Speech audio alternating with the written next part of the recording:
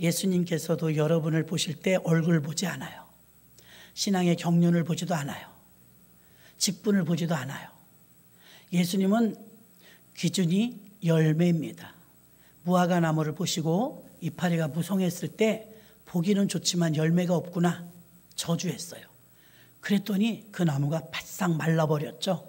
그런 것처럼 예수님도 우리에게 원하시는 것은 열매인 줄로 믿습니다. 또 우리 생각해 보십시오. 저는 봄에 새순이 파릇파랗게 돋을 때 얼마나 예뻐요. 그렇게 예쁘게 돋을 때는 예쁘다고 칭찬해 줬는데 가을에 이렇게 낙엽이 져보면요, 얼마나 낙엽이 많은지 푹푹 빠져요, 발이. 그때 낙엽을 쓰는 청소부들이 힘들잖아요. 근데 낙엽을 치우면서 생각합니다. 비로소 이렇게 많이 열렸었나?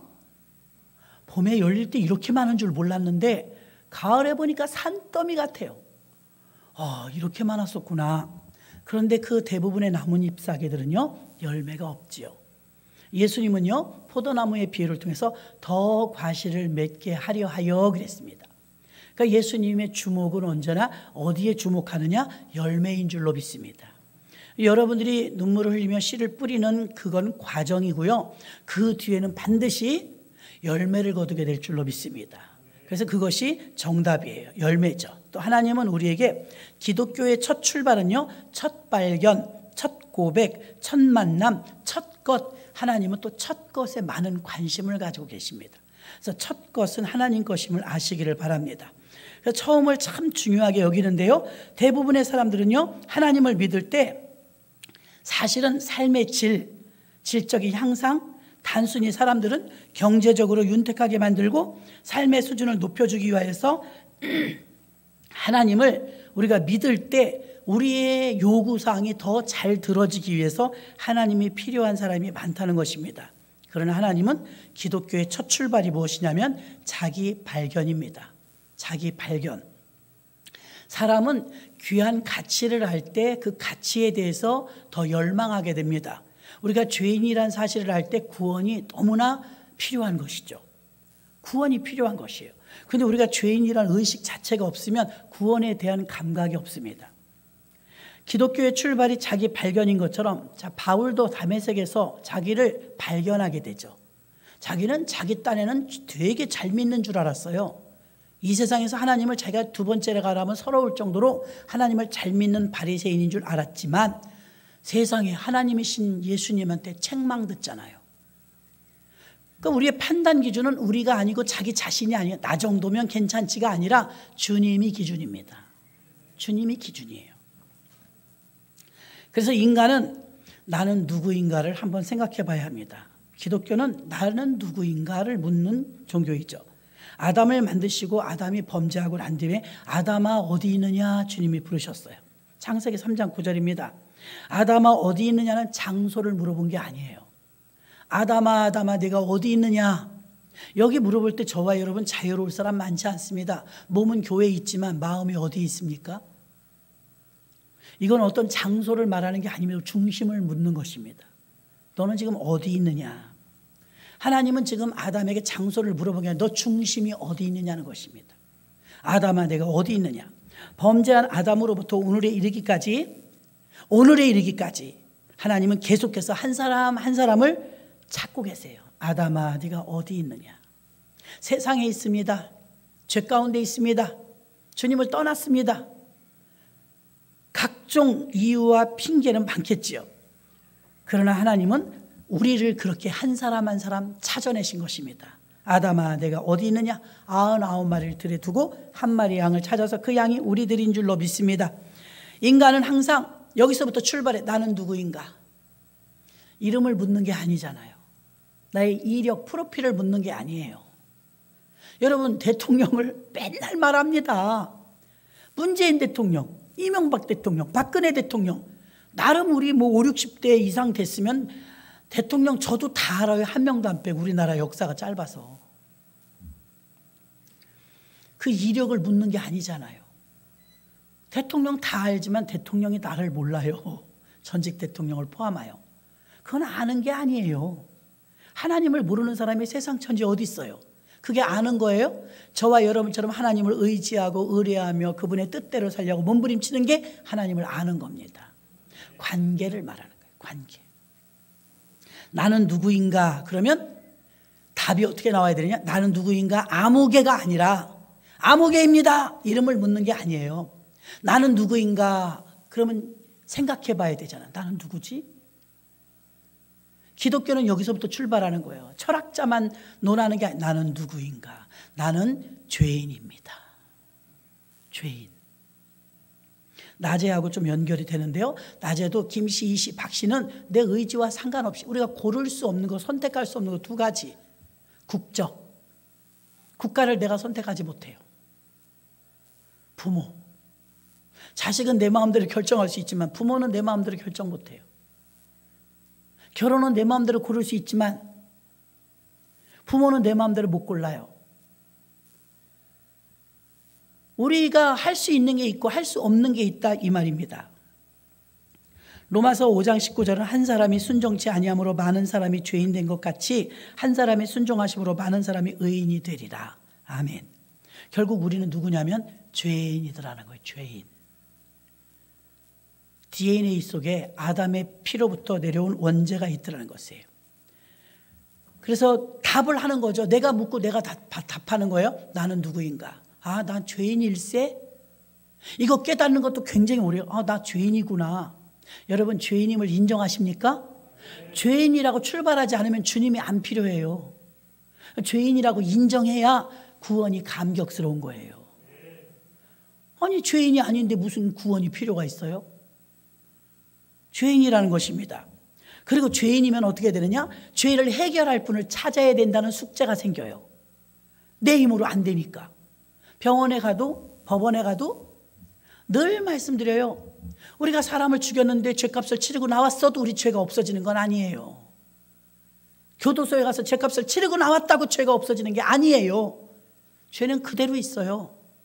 사람은 우리에게 자유를 줬는지 모르지만 하나님 앞에 우리가 지은 죄는 그냥 있어요. 이 죄를 해결할 수 있는 유일한 분을 만나야 되는데 법원이 아닙니다. 교도소가 아닙니다. 우리의 죄를 해결할 분은 교회요 예수님 뿐입니다. 관계가 되는 거예요. 관계. 이것은 인격적인 수양이나 도덕적으로 산다고 되는 것이 아닙니다. 우리의 첫 만남은 예수 그리스도가 되어야 하며 죄인인 인간이 죽지 않고 영원히 살 수 있는 유일한 길은 죄의 삭은 사망이라. 우리에게 왜 죽음이 왔느냐? 꼽아보면 돌아가신 분이 꽤 많더라고요. 이제 나이가 우리 나이쯤 되잖아요. 나이 90세 넘으신 분들의 그 답답함이 뭐냐면 친구가 없다는 거예요. 다 갔어 그래요. 친구가 없어요. 그 60대 이상만 되면요 반반인 것 같아요. 저도 벌써 반반은 되는 것 같아요. 위에 계신 분 숫자와 아래 계신 분, 내가 아는 분들, 위에 계신 분들이 이제 엄청 많아요. 점점 더 많아지겠죠. 인간의 수양이나 도덕적으로 율법적으로 착한 일을 해서 우리가 의인이 되는 것이 아니라 죄인인 인간이 영원히 살아야 되는데 죄의 삭은 사망이라. 다 죽음이 왔다 이거. 죽음. 우리가 죄인이란 증거를 대보라. 증거. 죽음이에요. 결국 우린 죽는다는 거예요. 그 죄 때문이거든요. 죄의 삭은 사망이라. 나는 죄인이 아니에요. 근데 왜 죽어요? 영원히 살아야지. 하나님이 만드실 때 원래 영원히 살도록 만들어졌어요. 죄가 없을 때. 이것을 믿습니까? 예, 죄가 없을 때 아담과 하와 영원히 살도록 만들어졌어요. 근데 어떻게 됐어요? 죄가 들어와 버렸네. 선악과는 선도 들어오고 악도 들어온 거예요. 그래서 한 사람 속에 선도 있고 악도 있어요. 성령 충만하면 선해요. 은혜 떨어지면 죄인이에요. 악해요. 악이 점점 지금은 강성해지고 있죠. 그래서 소돔과 고모라 성도 그랬고 노아의 홍수 때도 그랬고 마지막 때도 마찬가지입니다. 악이 가득해지면 세상에 심판이 오는 거예요. 악이 더 이상 독버섯처럼 꽉 찼을 때, 지구를 메웠을 때, 그때는 할 수 없이 심판의 칼을 들이댈 수밖에 없는 거예요. 우리가 죽는다는 이유가 분명하게 나오는 겁니다. 왜 죽느냐? 죄인이라 죽는 거예요. 인간은 자기의 죄가 어디 있는지를 모릅니다. 우리는 이렇게 생각해요. 내 돈은 어디 있고 내 핸드폰. 여러분 중에 핸드폰 찾으러 교회 오시는 분 제일 많아요. 그래서 밤에 다 끝나면 한 바퀴 돌지요. 깜빡이 핸드폰을 교회에다 놓고 가시면 그래도 찾아요. 다른 데 놨으면 잊어버리는 거 아니에요. 핸드폰이 어디 있는지는 하루에도 몇 번 찾죠. 여기 계신 분 중에 한 분이 전화를 받았대. 친구한테. 아무개야, 그래 저래 인사를 잘하더니, 야 잠깐만 끊어봐. 왜? 나 핸드폰 잊어버렸어. 핸드폰 찾고 다시 전화할게. 그래 어서 끊어. 그러더래요. 다 이상해. 끊으려고 보니까 전화를 하고 있는 거야. 어르신들은 또 어때요? 핸드폰을 냉동실에 넣어. 그럼 고기가 아닙니다. 찾는 거예요. 순식간에 그렇게 돼요, 여러분. 재미있는 일화가 많죠. 우리는 내 재산을 찾고, 내 핸드폰을 찾고, 지갑을 찾고, 이건 당연하게 여겨요. 죄가 어디 있는지는 몰라요. 죄가 어디 있습니까? 우리는 내 재산이 어디 있냐, 내 지갑이 어디 있냐, 내 돈이 어디 있냐, 내 핸드폰이 어디 있냐, 이 유치한 질문에 대답을 하라는 게 아닙니다. 나는 누구인가에 대해서 본질적으로 나는 죄인이라는 걸 찾아야 된다, 이 말입니다. 의인은 없나니 하나도 없다고 성경에 써 있기 때문에 우리 모두는 죄인이에요. 나는 누구인가? 나는 죄인입니다. 아담의 자손인 인간은 죄로부터 벗어난 사람이 하나도 없어요. 인간은 태어날 때부터 죄인이에요. 로마서 5장 12절, 이러므로 한 사람으로 말미암아 죄가 세상에 들어오고 죄로 말미암아 사망이 왔나니, 써 있잖아요, 저렇게. 한 사람 아담을 말해요. 한 사람으로 말미암아 죄가 세상에 들어오고 죄로 말미암아 사망이 왔나니. 죽음은 죄 때문에 온 거예요. 죄 때문에. 나는 죄진 게 없어요. 왜 교회 가면 기분 나쁘게 죄인이라고 그래요? 그럼 그 사람 안 죽어요? 그 사람이 죽는다는 확연한 사실 앞에 우리는 죄인이라는 걸 인정할 수밖에 없습니다. 이와 같이 모든 사람이 죄를 지었으므로 사망이 모든 사람 앞에 이르러느니라. 사망이 왜 왔대요? 죄 때문에. 죄 때문에 죽음이 온 거예요. 요한 1서 1장 8절, 만일 우리가 죄 없다 하면 스스로 속이고 또 진리가 우리 속에 있지 아니할 것이요. 죄 없다 그러면 스스로 속이는 거래요. 인간은 셀 수 없이 많은 죄를 저질렀습니다. 인간은 자신의 생애를 회고해 보면 누구에게나 찾을 수 있는 수많은 죄들이 있습니다. 이기심, 악한 기질, 교만, 자기 고집, 세속적인 성향, 악한 생각, 죄스러운 상상, 부패한 생각, 사악한 감정, 독설, 간음, 살인 등등. 사람들은 수많은 시간과 날들 끊임없이 죄를 지으면서 살아왔습니다. 나는 죄를 짓지 않았다고 당당하게 말할 수 있는 사람은 지구상에 한 명도 없어요. 또 인간은 이 죄가 딱 부딪히니까 죄를 해결해야 돼요. 이 죄를 어떻게든 해결해야 됩니다. 어떻게 해결할 수 있습니까? 죄의 용서함을 받아야 되겠죠. 죄의 용서. 누구한테 어떻게 받느냐 이 말입니다. 유일하신 하나님께서 정결한 눈으로 부정한 것을 보고 인간을 바라보시면서 아담 이후의 자녀 모두에게 하나님께서는 감출 수 없는 비밀을 알려주셨는데, 인간의 모든 행동은 하나님의 기억의 책 속에 상세하게 적혀 있죠. 그 죄는 인간을 죽음으로 끝나게 만들고 죽음 뒤에 오는 심판과 죄에 대한 대가를 반드시 치러야 합니다. 자살하는 사람들 착각하는 게 죽으면 끝나는 줄 알아요. 죽으면 시작이에요. 어머니 배 안에 있는 아기가 출산할 때 그렇게 두렵대요. 그리고 안 나가고 싶어 한대요. 안전하니까. 너무 따뜻하니까. 사실 어머니 배 안은 모태는 안전하죠. 근데 여기서 계속 살 수는 없잖아요. 10달 되면 나와야 해요. 근데 아이가 극도로 불안감을 표출한답니다. 나가기 싫어서. 아이 생각으로 나가면 끝인 줄 아는 거예요. 죽는 줄 아는 거예요. 그러나 우리는 알고 있잖아요. 아이가 나오면 끝이 아니라 시작이라는 것을. 아멘. 그날이 생일이에요. 시작이라는 거죠. 똑같은 일이 생깁니다. 이 세상에 끝날 수많은 분들을 보내드려서 권사님, 집사님들을 천국에 보내드렸어요. 사실은 여기서 우린 끝나서 빠이빠이 한 거예요. 천국에서는 어때요? 시작이에요. 천국 생활이 시작이에요. 끝이 아니에요. 더 크고 더 넓고 광활한 세상이 있는데 하나님이 다스리는 그 나라, 천국, 하나님의 통치 속에 있는 천국, 그리고 영원히 사는 곳. 그래서 천국입니다. 할렐루야. 그곳에 가는 거예요. 죽는 게 아니에요. 오늘 밤에 잠이 들 때 눈을 감아요. 눈 감을 때마다 고통스러운 분 있어요? 잠이 안 오는 분 외에는 잠이 달죠. 아, 편하다. 기지개 한번 펴면 세상 편해. 단칸방이 됐든 침대 하나가 되었든 너무 잠자리에 누우면서 편안하지 않은 사람은 없을 거예요. 예수를 정말 내 안에 모시고 예수쟁이가 되어서 예수가 내 안에, 내가 예수 안에 있으면 죽음이 두렵지 않습니다. 편안해요. 잠들다. 예수 믿는 사람은 죽었다 그러지 않아요. 잠들다. 소천했다. 돌아가셨다. 왔던 곳이 있으니까 돌아가겠죠.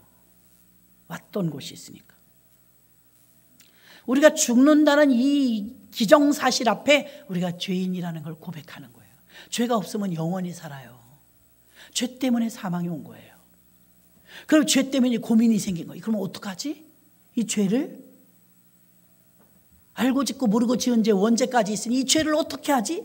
그래서 만남이 필요한데 예수가 필요한 겁니다. 예수. 기독교 신앙의 외형적인 의식은 우리가 죄를 깨끗이 씻음받고 하나님과 화해해서 화평을 누리며 그 왕을 모시고 사는 게 기독교인인 줄 믿습니다. 아직도 많은 사람들은 재산, 좋은 집, 많이 배우고 명예와 그런 걸 가져야 그 사람이 행복한 사람이라고 말합니다. 이런 행복의 가치를 두면 이 행복은 얼마나 갈까요? 얼마나 지속될 수 있을까요? 그 자기가 누리고 있는 금은 보화와 건강과 물질과 명예를 다 가지고 있어도 죽으면 끝나요. 죽으면 거품이에요. 행복은 지옥에서 영원한 불행으로 바뀔 수 있어요. 이 땅에서 행복했는데, 돈 많았는데, 부자와 나사로 사건을 봐요. 부자가 영원한 지옥에 출발이 됐잖아요. 끝이 아니라 시작이더라 이거예요. 근데 나사로는 이 땅에서 예수와 관계를 맺었죠. 그리고 하늘나라에 생명책에 이름이 올라가 있으므로 나사로 써 있잖아요. 부자는 이름이 없어요. 교회 여러분 등록하고 아니 등록하고 여러분 집에 교패가 붙었고 안 붙었고 얼마나 중요한지 알아요? 아, 이거 형식적이지 뭐 그렇게 생각하실 수도 있겠지만 왜 이스라엘 사람들은 미시나라고 해갖고 집집마다 문패처럼 탁 붙여놔요. 뭘 붙여놓느냐? 미시나를 붙이는데 그건 뭐냐? 말씀꽂이, 말씀꽂이라고 할까요? 나가며 들어가며 말씀을 나갈 때 들고 나가고 바꿔가지고 가져나가고 항상 말씀을 생활화해요. 말씀대로 산다고요. 그들은 삶이 그냥 말씀대로 지키고 사는 거예요. 근데 우리는 우리 집에 문패를 붙이고 교패를 붙이면 교패에는 항상 빨간 십자가가 있습니다. 그 이스라엘 백성들이 애굽 땅에서 다 장자가 죽는데 이스라엘 백성은 한 명도 안 죽었어요. 믿습니까? 고센 땅을 지켜주셨죠. 그런데 예쁘고 잘나고 이스라엘 백성이라 선민이라 지켜주신 것이 아니라 피 때문에 죽음이 피해간 거예요. 피. 어린 양의 보배롭고 점없고 깨끗한 양을 잡아서 피를 페인트처럼 문지방마다 임방마다 발랐어요. 죽음의 그림자가 10개라는 영화를 보면은 가까이 오다가 피를 보더니 돌아가. 건너뛰어. 6월절 이 말은 건너뛰었다 뜻이에요. 건너뛰었다. 여러분 아까 낮에 그랬죠? 은혜가 충만하고 성령이 우리를 덮으면 우리가 아무것도 안 했는데도 하나님의 전적인 은혜로 홍해를 건넙니다. 홍해를. 그런 것처럼 우리 죄를요, 죄의 강을 그 피가 우리를 건너게 해줘요. 아직도 많은 사람들이 재산이나 물질이나 환경이나 명예를 행복의 가치로 느끼지만 죽으면 끝나는 거예요.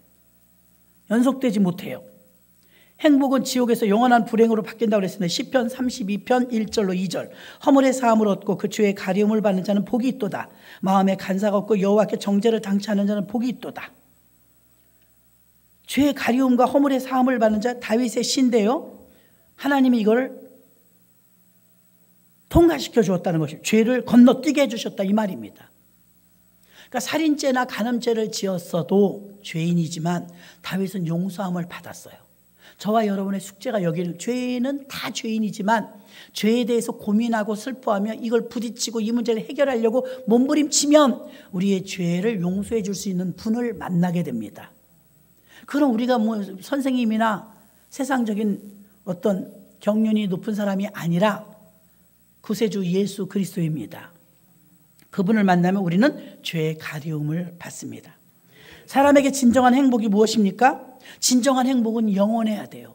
진리란, 자, 공기가 안 보입니다. 이건 진리예요. 저는 보입니다. 진리가 아니에요. 저는 없어질 거예요. 얘도 보이죠? 없어질 거예요. 공기 안 보이죠? 안 없어져요. 하나님 안 보이죠? 안 없어져요. 여러분 주변에는 모든 사물, 이거 다 없어져요. 다 없어져요. 보이는 건 다 없어져요.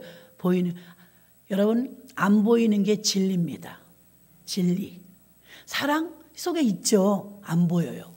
영원합니다. 영원. 우리가 가지고 있는 모든 게 다 없어져요. 그래서 인간의 힘으로 해결하는 게 아니라 진정한 행복은 인생의 갈증을 잠시 풀어주는, 목마름을 잠시 해결해주는 물질이 아니라 오히려 우리의 행복은 영원한 것, 죄가 없을 때 가장 행복합니다. 가장 행복할 때, 죄가 없을 때. 죄가 죄를 안 지었다는 소리가 아닙니다. 죄가 해결되었을 때. 그 자유함은 이루 말할 수 없는 줄로 믿습니다. 그럼 이 자유함이 어떻게 오는? 죄가 해결됐을 때 자유함이 오는데 이 죄의 해결은 인간에게 없어요. 해결할 능력도 없고. 로마서 3장 20절, 그러므로 율법의 행위로 그의 앞에 의롭다 하심을 얻을 육체가 없나니 율법으로는 죄를 깨달음이니라. 율법은 죄를 지적은 해주지만, 죄를 해결은 못해요. 인간이 죄를 해결할 수 있다고 생각하는 오해가 있습니다. 어떤 오해입니까? 후회하면 죄를 해결했다고 생각. 후회하고 죄의 해결은 달라요.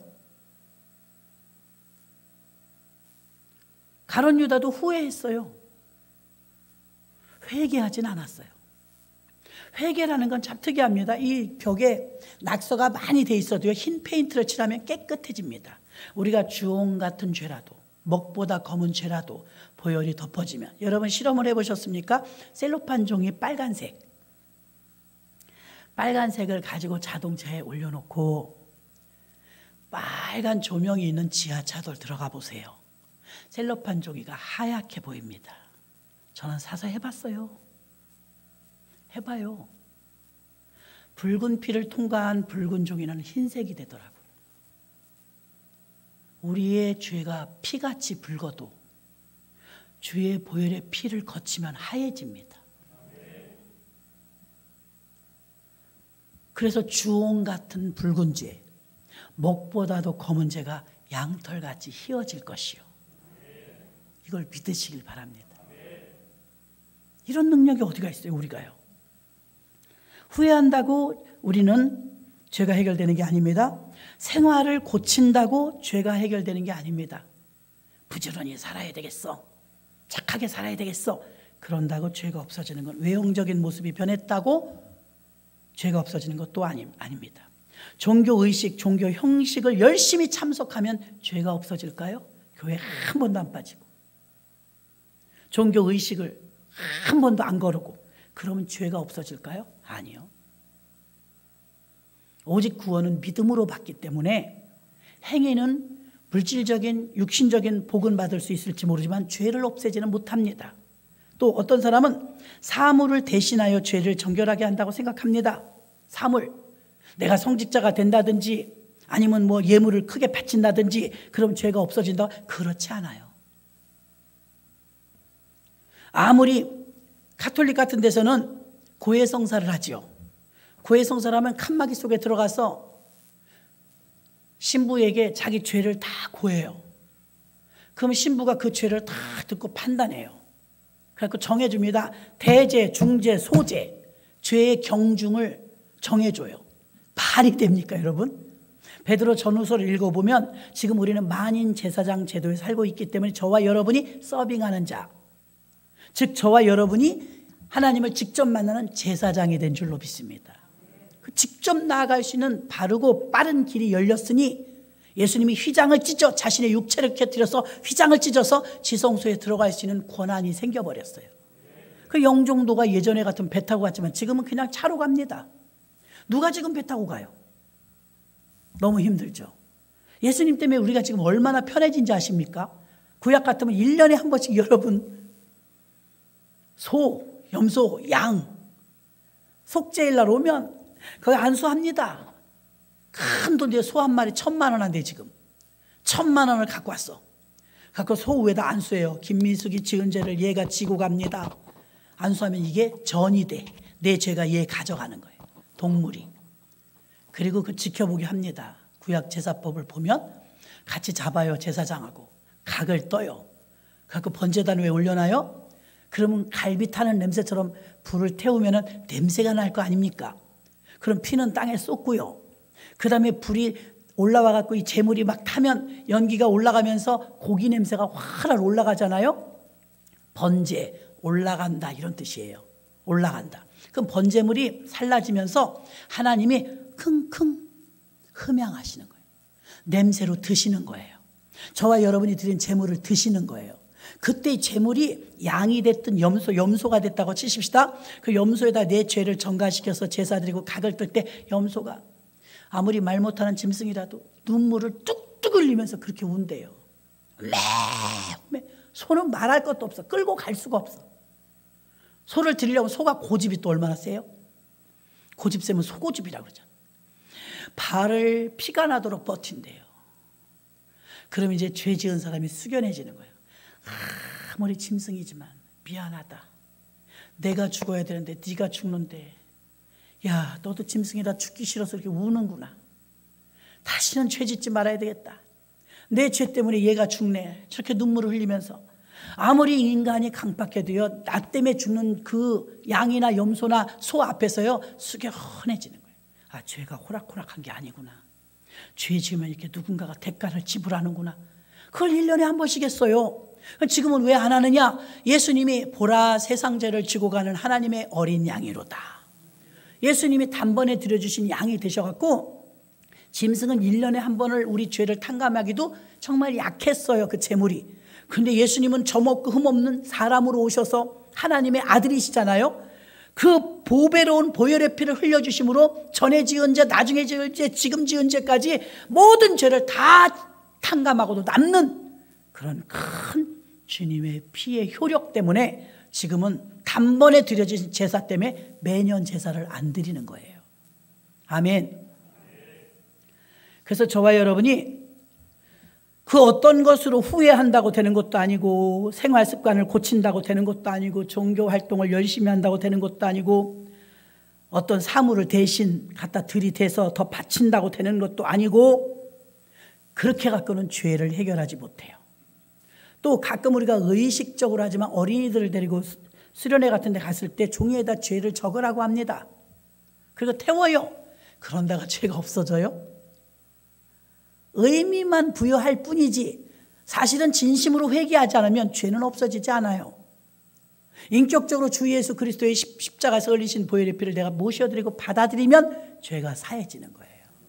그래서 애굽에서 나올 때 보면은 잘생기고 멋지고 돈 많아서가 아니라 피가 발라진 집은 사망이 건너갔어요. 저와 여러분이 사망이 건너갔다는 건 죄가 없어졌다는 거예요. 자, 죄의 삭은 사망이라 우리가 내가 무슨 죄인이에요 아무리 따져도 당신이 죽어. 나이가 되면 죽는다는 자체가 당신이 죄인이란 증거라고 했습니다. 그럼 죽어도 사는 영생을 얻게 되면 죄를 이겨내고 죄를 해결했기 때문에 죄를 지었지만 죄를 해결하고 회개해서 우리는 죄 가지고는 갈 수 없지만 죄를 회개하면 갈 수 있는 나라, 영원한 나라, 천국입니다. 예수 그리스도의 피가 우리를 정결케 하는 거예요. 저는 어렸을 때부터 교회를 다녔으니까요. 목사님이 기도를 해주면 예수의 피, 예수의 피 듣기가 싫더라고요. 거부 반응이 나더라고요. 아기 때니까요. 여기 있는 청년들 중에 그럴지도 몰라요. 저도 그랬으니까요. 아, 왜 맨날 예수의 피래? 피가 무섭잖아요. 레위기에 보면 피는 생명이라 그랬어요. 생명. 예수님이 자기 피를 다 쏟아서 생명을 바쳐서 생명을 살려낸 거예요. 그게 우리들이에요. 얼마나 우리를 존귀해 보시겠습니까? 그래서 예수의 피 그러면 그 피 소리 하는 게 별로 좋지 않았었거든요. 그 지금은 얼마나 많이 하는지 몰라요. 피가 우리의 피난처입니다. 피 속에 숨어야 합니다. 피 뒤에 숨어야 합니다. 예수 피가 아니고는 우린 정결해질 수가 없어요. 그게 최고예요. 예수의 피가 우리를 보호하는 것입니다. 그 여러분이 일주일 내 세상에서 여러분이 열심히 사시잖아요. 그저 짬만 나고 시간만 되면 특히 어려운 시기인지라 주여 보혈의 피를 덮어주옵소서. 보혈의 피를 발라주옵소서. 저 시시때때로 기도합니다. 시시때때로. 그 피를 의지하면서. 왜? 우리가 무슨 힘이 있어요. 아무리 마스크 쓰고 다닌다고 할지라도 지금 이렇게 창궐하고 난리가 난 때 하나님이 지켜주셔야 합니다. 그러므로 여러분들은 그 피를 의지하시기를 바랍니다. 예수님의 피에 담긴 3가지 의미가 있어요. 예수 그리스도의 피는 오래전부터 약속된 피입니다. 인류를 구원하기로 고요한 밤 거룩한 밤 예수님이 탄생하신 이유가 죽으러 오셨다고 그랬습니다. 이미 피가 약속되어 있었던 거예요. 우리를 위해서 죽으시기로 오신 것입니다. 그리스도의 피는 오래전부터 예비되어 있었습니다. 십자가에서 흘린 보배로운 피는 우리의 죄를 속죄하는 속죄의 피입니다. 또한 예수 그리스도의 피는 무한한 공로와 가치가 있는 피입니다. 인류를 위해서 죄를 짊어지고 대리자로 대속자로 대속 구속, 이게 참 신학을 안 하면 이게 다 그 말이 그 말 같은데요. 대속물로 가셨다 그러면 대신 죽으셨다는 거예요. 내가 죽을 걸 대신. 또 우리를 구속하셨다 이 말은 철장으로 막는 교도소에 구속했다는 그런 구속이 아니라 구원에 속했다. 구원에 속하도록 하셨다. 그런 의미입니다. 로마서 3장 25절에 이 예수를 하나님이 그의 피로 인하여 믿음으로 말미암아 화목제물로 세우셨으니 이는 하나님께서 길이 참으시는 중에 전에 지은 죄를 간과하심으로 자기의 의로우심을 나타내려 하심이니 아멘. 피로 믿음으로 그 피를 믿으면 화목제물이 되어주셔서 우리 죄를 깨끗게 하십니다. 인간의 죄가 주홍 같을지라도 진홍 같을지라도 붉을지라도 검을지라도 깨끗게 하시는 것은 그리스도의 피입니다. 그리스도의 피는 공공연한 죄든 마음의 생각과 상상으로 지은 죄든 모든 죄들로부터 우리를 해방시킬 수 있는 능력이 있습니다. 이 그리스도의 피를 모든 죄로부터 정결케 하는 유일한 방법이기 때문에 여러분들이 빠져나가시는 다른 유일한 방법은 없습니다. 오직 피를 의지해야 합니다. 그리스도의 피 안에서 죄인들이 괴수일지라도 정결하게 되는 것입니다. 다시 처음으로 돌아가 나는 누구인가? 모든 인간은 죄인이라는 사실을 아시기를 바랍니다. 모든 사람은 죄인이면 듣기 싫어도 인정하기 싫어도 우리는 죄인입니다. 목사가 말해서 죄인이 아니라 이미 하나님이 말씀하셔서 우리는 죄인입니다. 세뇌시키려고 하는 말이 아닙니다. 여러분 스스로 믿으려고 하고 믿어주려고 하는 것이 아니라 우리는 그저 죄인입니다. 왜 우리가 죄인이에요? 우리가 죽는다는 사실이 우리가 죄인이란 사실입니다. 그리고 예수 그리스도의 속죄의 피를 우리가 주목해서 그 피를 믿으면 오늘은 그 피를 마셨습니다. 그 피를 믿고 그 피를 믿으면 우리 죄는 정결하게 됩니다. 피가 피를 통과됐을 때 하얗게 된다는 것입니다. 사람이 구원받을 수 있는 길은 먼저 인정하는 것과 믿는 것 2가지입니다. 죄인임을 인정할 때 예수의 피를 받아들이게 되는 것입니다. 지구본을 보면 골고다라는 것을 찾기가 힘들죠. 지구본에서. 근데 이제 어느 신학교 교수님이 그걸 연구를 했어요. 지구본이 약간 기울어져 있는데 거기 골고다 예수님 십자가 진 곳을 찾았더니 지구의 가장 가운데더래요. 보라 세상 죄를 지고 가는 하나님의 어린 양이로다. 예수님이 지게로 지구를 지으셨을 때 그 위치가 갈보리 언덕이 가장 중앙이었다는 거예요. 세상 죄를 지고 가시는. 자, 우리가 성령에 충만해서 성령이 우리를 덮으면 강력하게 덮으면 조용기 목사님의 말씀을 빌리면 얼마나 하나님의 영이 충만했던지 지구를 밀어도 밀릴 것 같았대요. 성령이 충만한 목사님이 교회를 건축하는데 얼마나 크게 짓고 싶으냐면 욕심이 아니라 하나님의 큰 용량을 주셨는데 동대문, 서대문, 남대문에 기둥 하나씩 세우고 싶더래요. 나는 그 이해가 됩니다. 왜요? 무한하시니까 하나님은. 그 큰 능력을 받았을 때 우리가 언제나 쪼잔하게 우리가 하나님의 영역을 얼마나 줄여놓는지 몰라요. 내 머리가 이해돼야 믿으니까. 하늘을 두루마리 삼고 바다를 먹물 삼는다는데 이 조그마한 머리 하나님을 어찌 담겠어요? 지나가다 개미가 있어요, 여러분. 개미야, 너는 나를 누구라 하느냐 물어보세요. 개미한테. 개미가 당신은 건방져 그럴 것 같아요? 밟아버려. 개미가 나를 몰라요.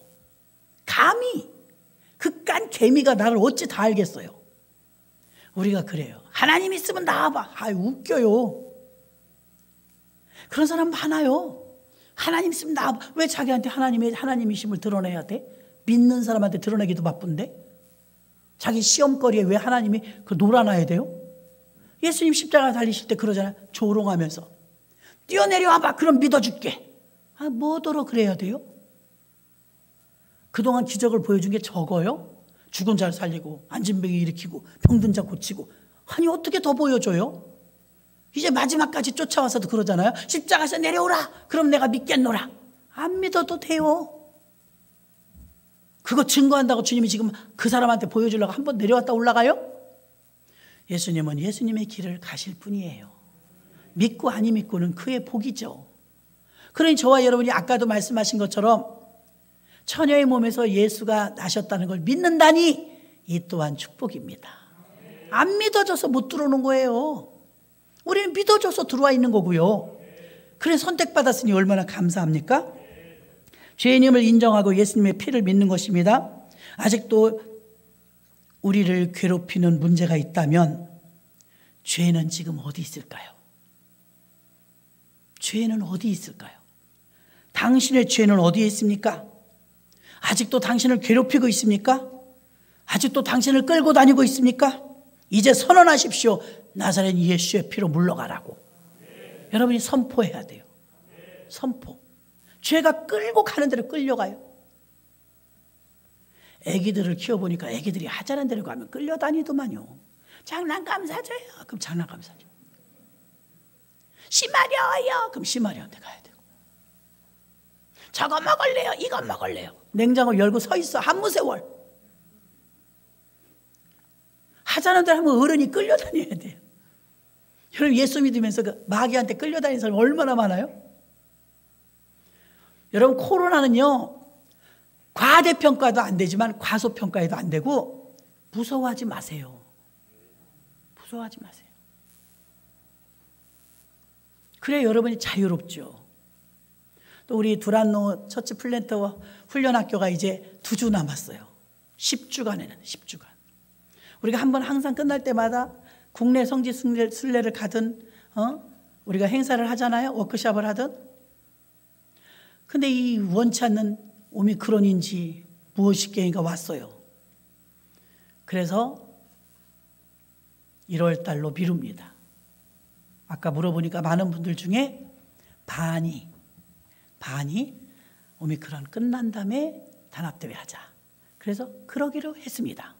존중하려니까 물어본 거니까요. 오해 없으시고 왜 끝났는데 아무 소식이 없어. 기다리세요. 기다리세요. 아멘. 그리고 다음 기회에 또 여러분 봄에 한번 가을에 한번 하니까 두란노 재밌습니다. 나도 힘들어요. 얼마나 바쁜지 알아요? 그래도 여러분의 질과 양을 위하여 여러분 그래도 그거 한번 끝날 때마다 책 하나씩 띄잖아요. 이런 교회 있어요? 새신자도 아니고 새신자나 공부하지. 다른 교회 같으면. 우리는 헌신자가 공부해. 그죠? 우리는 일꾼들이 공부하잖아요. 잘 믿으시라고. 저도 나중에 채점 받으려고 그랬지. 하나님께 채점 잘 가르쳤다. 그래서 저는 늘 개척할 때부터 하나님, 인천에서는 그래도 서울에 가는 대학교가 인천고등학교가 좀 명문이라고 하더라고.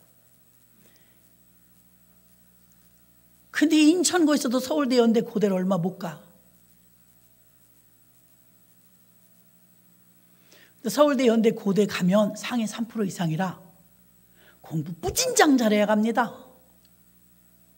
그래서 명문대를 가는 거예요. 명문대. 그 명문대를 많이 꼬린시켜놔야, 합격시켜놔야 명문고등학교가 되는 거예요. 그래서 생각했어요. 개척할 때부터. 하나님, 우리 난 명문교회가 되고 싶어요. 명문교회. 유명해지란 소리가 아닙니다. 인원이 1,000명, 2,000명 되란 소리도 아닙니다. 우리 교회는 프로스로 봤을 때 천국에 합격률 제일 높은 교회. 아멘. 명문교회. 나 그래서 애쓰는 거예요.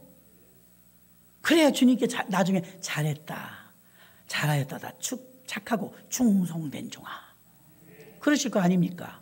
여러분 기가 졸린데도 참아가며 그냥 그렇게 봄 가을로 막 훈련 다 받아. 모르겠는데요? 이런 골치 아픕니다. 아무것도 모르겠는데요? 그러시면 안 됩니다. 그래서 귀로 듣는 게 아니라 마음으로 들으셔야 돼요. 그래야 내 것이 될 줄로 믿습니다. 저는 여러분의 과거를 잘 몰라요. 여러분도 저의 과거를 모르는 것처럼 여러분이 계명을 어겼는지, 거만하게 살았는지, 죄 짓고 살았는데 안 짓고 살았는지 저는 잘 몰라요. 하나님 말씀대로 살았는지, 하나님 떠나서 살았는지 그것도 잘 몰라요. 그러나 단 하나, 여러분이 지금 하나님의 자녀가 되었다는 것, 그리고 이제 천국을 소유한 사람들이 되었다는 것, 그리고 이제 여러분은 예수 그리스도의 피로 죄인이 아니라 죄인 상태에서 의인이 되었다는 것. 그래서 세상의 유혹과 죄가 올 때 여러분이 이 믿음으로 이겨야 된다는 사실을 여러분에게 알리는 것입니다. 우리의 탐심과 외부로의 죄의 유혹으로부터 물리칠 수 있도록 하나님은 우리에게 말씀을 주셨습니다. 예수의 피가 우리의 죄를 속죄한다는 사실을 믿으십시오. 그 은혜가 얼마나 큰지 아십니까? 여러분, 구렁텅이에서, 진토에서, 죄악 가운데서, 사망 가운데서 누가 우리를 건져줄고, 이 사망을 당한 곳에서 누가 우리를 감히 건져낼 수가 있어요? 누가 우리에게 참 자유를 줄 수가 있어요? 주의 은혜가 우리를 덮으면 그냥 꺼내십니다. 그냥 바로 꺼내버리셔요. 술, 담배 못 끊어요? 힘들어요? 아니요, 바로 끊어져요. 하나님의 은혜가 임하면 기가 막힙니다. 그래서 바울이 나의 나 된 것은 주의 은혜로 된 것입니다. 자기가 해보니까 안 됐거든요. 근데 주님의 은혜로 되고 있거든요. 그래서 그 주님을 우리 높이고 사는 것입니다. 예수의 피가 이루어낸 속죄를 존중하십시오. 그리고 이제 죄를 거절하십시오. 여러분의 죄가 지금 어디에 있습니까? 숨어 있습니까? 그 죄가 옴싹달싹하지 못하도록 예수의 피로 선포하십시오. 그래 여러분이 죄를 이길 수 있을 줄로 믿습니다. 아담으로부터 물려왔던 그 원죄로부터 보혈의 피는 우리를 깨끗하게 용서해 주십니다. 현재 연약함으로 지는 자범죄와 모든 죄 사함을 바로 그리스도의 보배로운 피를 믿었을 때 정결하게 됩니다.